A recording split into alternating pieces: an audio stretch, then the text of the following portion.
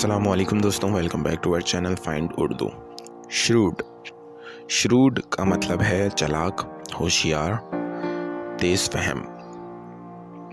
شروڈ کا مطلب ہے بہت ہوشیار، سمجھدار اور چالاک ہونا، جو لوگ سوچ سمجھ کر فیصلے کرتے ہیں اور ہر حالت میں فائدہ اٹھانا جانتے ہیں۔